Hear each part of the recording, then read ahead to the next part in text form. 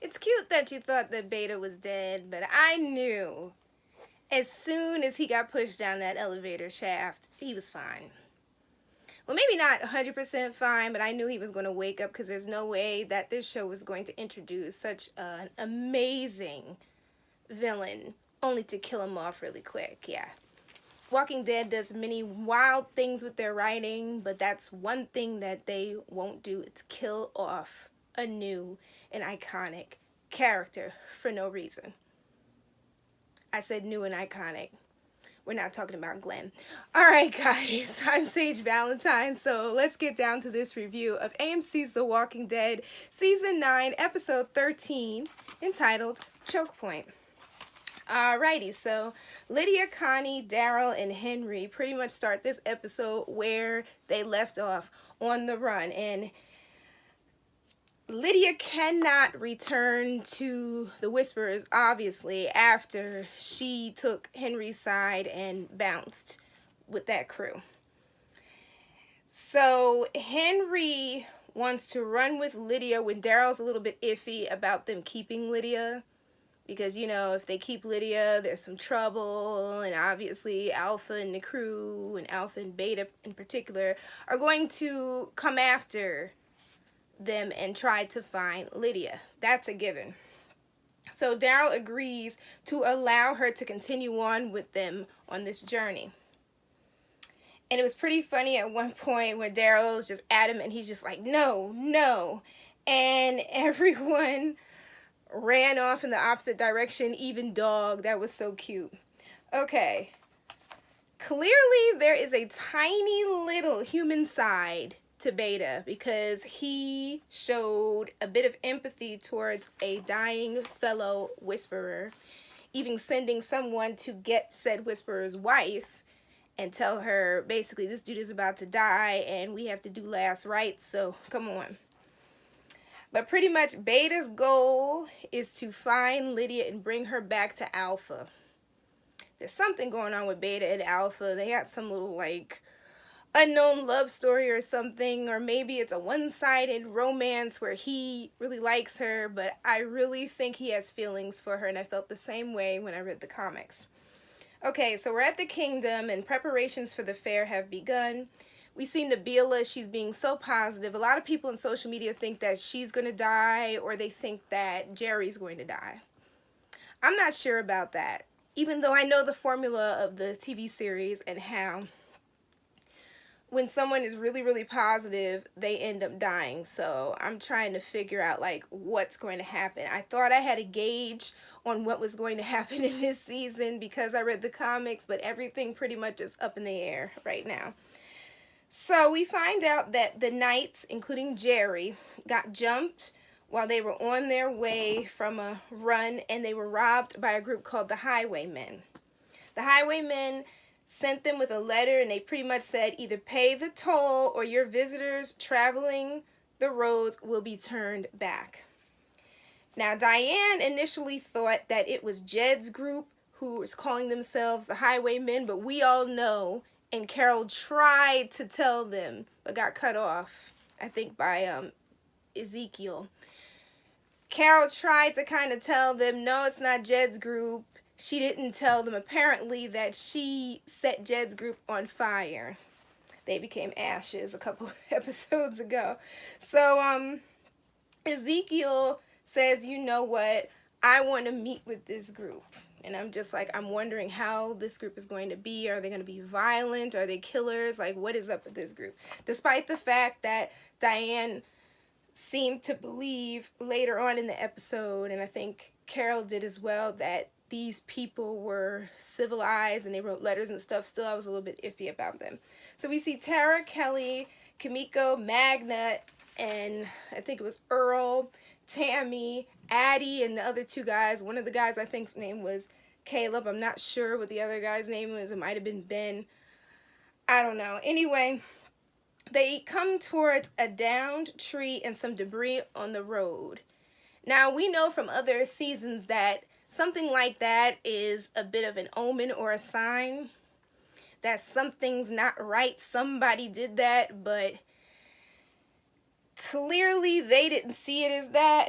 we get to see Tammy and Earl make cute parents for that Whisperer baby. I know that they're older in age, but they seem to be the right to take care of this baby, especially after what happened to their son during the first half of this season. So Kelly's really worried about Connie, but the others assure her that Connie is fine because she's with Daryl and Daryl's with her, and so on and so forth. So we see Connie, Daryl, Lydia, and Henry. They decide to hide in a building and hide in higher ground, aka the choke point. Really, this is Connie's idea, because Connie has a lot of good ideas. Lydia tells Daryl that she believes that Alpha will send Beta, because Daryl said something about them hiding in this building so that essentially what will happen is that, like, if an army comes, they can kind of divert this army or this big group of Whisperers, and then they can escape. But Lydia's like, nah, my mom, Alpha, she's going to send Beta. And Daryl asks if Beta is the best. Lydia says yes, and Daryl says, okay, well, I'll kill him first. And I'm just like, good luck with that one. Not to say that Daryl can't do it. I'm just saying good luck with that one, considering the size ratio between the two of them. So anyway, Jerry, Diane, Ezekiel, Carol, and some of the other knights are basically surveilling the highwaymen. They're trying to see who these guys are before they really do have a meeting with them.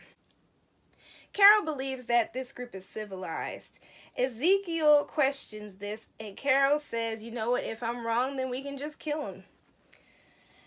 Connie finds a stash of supplies in a floorboard underneath a table in that building where she and Daryl and Henry and Lydia have sought refuge. Daryl found one staircase that was barricaded. He says that he likes this place. It might work. He's even happy that Connie was able to find supplies. And he says, you know what, we'll stay here for a bit, and once the group comes, then we'll go. Connie's like, we can go, but Lydia has to come with us. Daryl's like, no. He's like, if we take her back, then my friends and your friends are going to die. And yeah, he's right. But Connie is right as well when she says that we have friends, Lydia does not have friends. So we get to see the meeting between Ezekiel, Jerry, Carol, Diane, and the knights and the highwaymen. And it only goes well because Carol entices them with, of all things, a movie. Clearly it's been a while since they've seen a flick or two.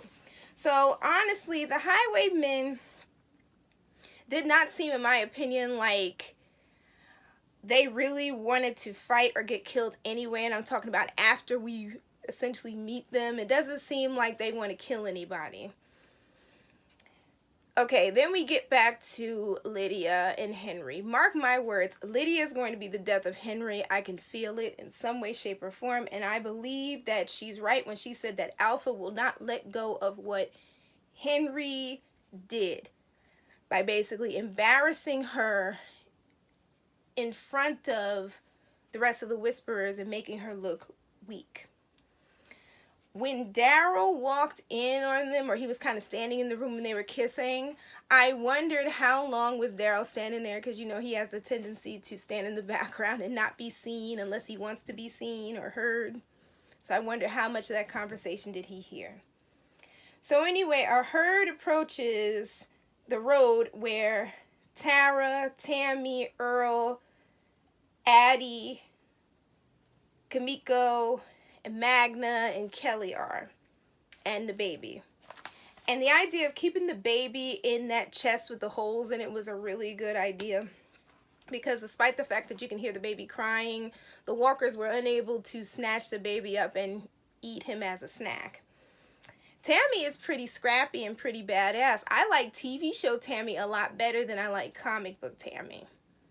Because at first when Tammy was introduced, a while back, it seemed like she was going to be comic book Tammy, but no, TV show Tammy's pretty awesome. And that scene of the highwaymen running and coming to the rescue was very cool. And when all was said and done, and the leader spoke to Tara, Tara looked like she recognized him. And I'm not the only person who realized that. A lot of people on social media were saying that, like, Tara knows this dude from somewhere. So, Lydia and Henry spot the herd coming towards the building because they're standing on a balcony or something. And they see a couple of whisperers coming towards them. And we see Beta and the chick with the twist in her hair. Then Daryl sees the herd, so it's pretty much time for the four of them to enact their plan. Beta's plan is basically to get Lydia and then leave the others trapped. So Beta realizes that the block stairway is a trap when they end up in the building. And I think two of the whisperers were just like, well, how are we going to get over this? Like, how are we going to move around? Like, Beta was just saying to them, listen, this is obviously a trap. So basically, he was kind of saying, let's just crawl over and get to where we need to go. So Daryl locks Lydia in a room with Dog, and I was glad that he did, because Lydia had said earlier that she didn't want to kill any of the whisperers, and like Daryl said, she was going to be in the way. So Henry takes down the twisty-haired whisperer. Connie takes out another one when the battle begins. Daryl has only to deal with Beta and two other whisperers. Henry gets attacked. Connie battles the twisty-haired whisperer. Daryl kills one whisperer. Beta goes after Daryl in the coolest way possible. Lydia busts out of that room with a crowbar to save Henry. Henry ends up being stabbed by a whisperer. Dog mauls a whisperer, and then Henry kills said whisperer.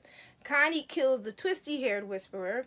Lydia has a change of heart about killing the fellow whisperers. Daryl slits a whisperer's throat, and then here comes Beta, busting through like the Kool-Aid man. And he battles Daryl in the best fight that I've ever seen on TWD, in my opinion. Beta had the upper hand, and at one point in the fight, he put Daryl's neck on like a saw blade. It was a circular saw blade. So at any time, he could have like clicked on something and it would have cut Daryl's neck. Beta has crazy strength. They always say crazy people have the most strength. Anyway, Daryl hid in the supply space to get away from Beta. And Beta's like talking, and he's standing near this thing with like plastic down. And clearly Daryl obviously surveilled the building. So Daryl ends up pushing Beta down into an elevator shaft. So we see the kingdom, and they have an effigy to Shiva, which is so pretty. The highwaymen get to see the kingdom, and they just look so happy to be included in something.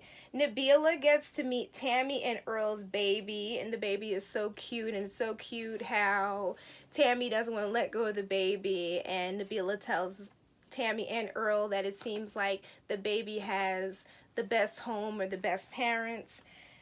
Carol and Tara hug because they see each other, and the three kids from the kingdom, including Addie, Caleb, and I think that other kid's name was Ben, I'm not sure. They are just so excited about this fair. Carol learns from Tara that Henry and Daryl are missing and haven't been seen in a while. Then we see Daryl, Connie, Lydia, and Henry decide, you know what? I think it was Daryl who made this decision that they are going to head to Alexandria to get Henry all stitched up. And Henry's a little bit iffy about that because then the Whisperers will come to Alexandria. But Daryl says, no, we're going to get him stitched up, then we're going to leave. Now, if you thought that Beta was dead, just like I said in the beginning of this video, think again. I didn't think he was dead. I'm mostly going on the knowledge from the comic book, but I was like, yeah, they're not going to kill Beta. No, not this early. So we were able to see like the camera kind of pan down into the elevator shaft, and we see Beta lying down on top of the elevator, and then he wakes up and he's even more angry. I heard that the director of this episode was Liesl Tommy. For those of you who don't know who Liesl Tommy is, she directed Danai Gurira's Broadway play Eclipsed. So that's so cool that she was able to direct this episode, and I hope she directs more because this episode was fantastic. But anyway, guys, I love you all. Take care, and I will see you guys back again next Monday with another review of episode 14 that time. And it's crazy how we have 3 episodes left, but they've been talking about this fair for the past couple episodes. We're getting closer and closer to it, and honey, it's gonna be something else. That's all I'll say. But I love you all. Take care. Bye, guys. Love you all. Bye.